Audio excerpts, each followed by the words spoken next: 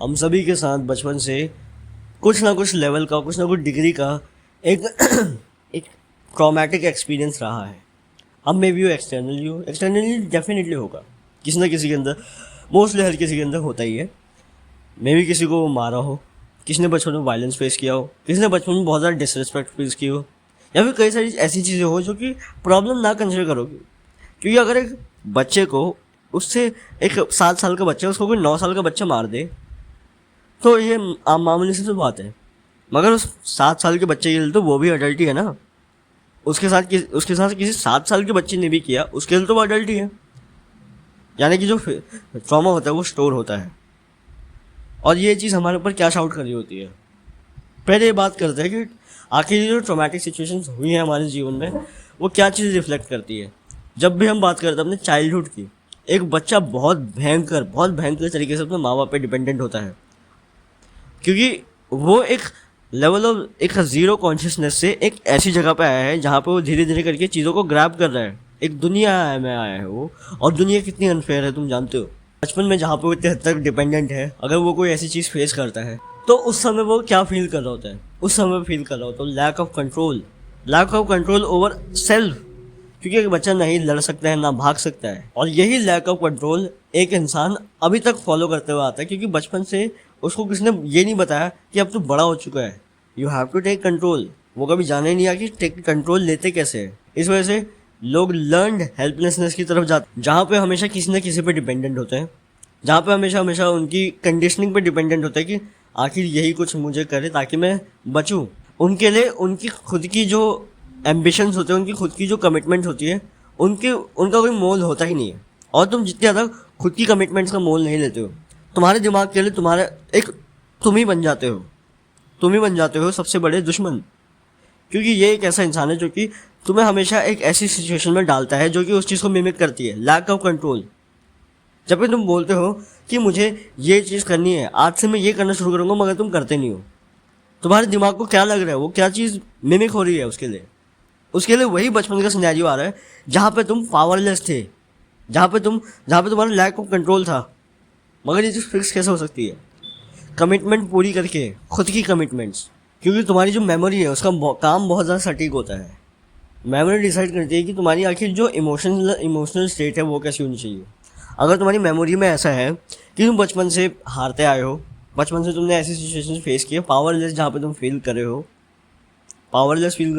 तो तुम्हारी mental state ऐसे रखेगा ताकि तुम वापस से कोई ऐसा बड़ा रिस्क ना लो जिसकी वजह से तुम वापस से वो पावरलेस स्थिति में जा सको।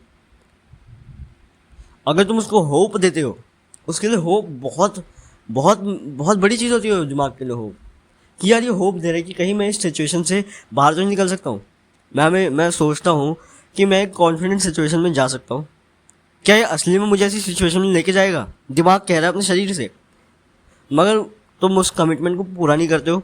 फेल होना अलग बात है, कि तुम कोई चीज़ स्टार्ट करते हो उसमें फेल हो जाते हो, वो अलग बात है। लेकिन अगर तुम कोई चीज़ करते ही नहीं हो तो तुम्हारा दिमाग कहने लगेगा कि he is not gonna do anything.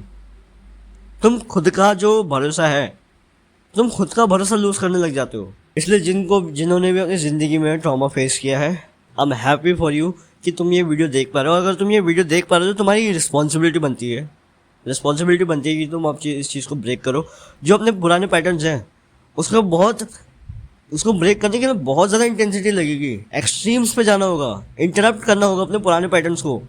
पुराने पैटर्न्स क्या हो सकते हैं? Over thinking patterns. कोई काम को करने से पहले ओवर थिंक करना, उसी समय इंटरप्ट करो। क्योंकि अगर तुमने इंटरप्ट नहीं किया वो पैटर्न चलते जाएगा, और जो जितने ज़्यादा बार रिपीट होगा वो उतनी ज़्यादा बार रिपीट होते जाएगा। अगर कोई चीज़ 10 साल से रिपीट हुई है तो वो और ज़्यादा रिपीट होना चाहिए, और वो 20 साल रिपीट हो जाएगी, कंपाउंड होते रहेगी।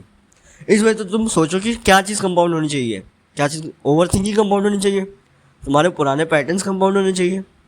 नहीं, उन हर छोटी छोटी हैबिट्स जो तुम कहते हो कि ये तो इतना ज़रूरी नहीं है, उस हर चीज़ को इंटरप्ट करना होगा और उस चीज़ को चेंज करना होगा डेलिबरेटली। तुम्हारा दिमाग हमेशा ओवर थिंक करता है कोई काम को करने से पहले, कोई चीज़ शुरू नहीं कर पाते। वहीं पे इंटरप्ट करो, कहे कि अगर तूने इस बार भी ओवर थिंकिंग की तो तू अगली बार भी ओवर थिंकिंग ही करेगा, तू कभी भी नहीं कर पाएगा। इसलिए इस बार उस चीज़ को कर दे। इस एक्सट्रीम इस इंटेंसिटी से तुम्हें काम करना होगा और अपनी ज़िंदगी में चीज़ें अचीव करके अपनी कमिटमेंट्स पूरी करके अपना भरोसा जीतना होगा। एक यंग इंसान हो, मैं अपने एग्जांपल देता हूँ, तुम एक 16-17 साल के लड़के हो, तुम अभी क्या कर सकते हो? तुम्हारे पास अभी कंट्रोल नहीं है पूरी ज़िंदगी में, तुम फाइनेंशियली स्टेबल नहीं हो, तुम फैमिली पे डिपेंड हो तो मे बी, मगर छोटी छोटी चीज़ें करो जिसकी वजह से तुम खुद का भरोसा जीतना शुरू करो। अगर तुम अपने आप से कहते हो कि आज से मैं ये चीज़ करूँगा, वो चीज़ करनी हो, करो। तुम कहते हो कि आज मैं 10 मिनट मेडिटेशन करूँगा, भले 10 मिनट ना करो, 2 मिनट करो, मगर जाओ, करो उसे। अपनी कमिटमेंट्स पे खरा उतरो। धीरे धीरे करके ऐसी हैबिट्स बनाओ जो कि आगे चल के कंपाउंड हो, क्योंकि कई सारे लोग इस चीज़ को बहुत ज़्यादा हल्के में लेते हैं। वो सोचते हैं कि भाई मेरे को तो सब कुछ परफेक्ट करना पड़ेगा। परफेक्ट नहीं, तुम्हें सब कुछ कंसिस्टेंटली करना होगा और उसके लिए बहुत ज़्यादा कमिटमेंट लगती है, बहुत ज़्यादा भारी मात्रा में कमिटमेंट लगती है कि मैंने अभी ये चीज़ कही है तो अब ये चीज़ मुझे करनी पड़ेगी। अब मैंने एक लॉन्ग बोरिंग टास्क चुना है तो अब मुझे ही करना पड़ेगा, भले ही रिटर्न हो या ना हो। डिटैच हो जाओ, डिटैच हो जाओ, आउटकम पर फोकस मत करो, फोकस करो कि क्या मैं ये जो चीज़ मैंने चुनी है, मेरी जो कमिटमेंट है वो पूरी हो रही है, और उसको पूरी करने में पूरी ताकत लगा दो। इसलिए जाओ, अपनी कमिटमेंट पूरी करो और अपने एक कंडीशनिंग को तोड़ के जो नई कंडीशनिंग बनेगी, तुम्हारी नई आदतें बनेंगी जो तुम्हारी ज़िंदगी में, एक बार उसका रिजल्ट देखो। नई आदतें बनाओ पुरानी आदतों को छोड़ के, और तुम देखो कि ये जो नई आदतें हैं वो तुम्हें कुछ समय में, 1 महीने में वो तुम्हें कहाँ लेके जाती है। छोटी छोटी हैबिट्स बनाओ, उन चीज़ों को कंपाउंड होने दो और उन चीज़ों को कंसिस्टेंटली करो और अपने आप को एक नया इंसान बनते हुए देखो।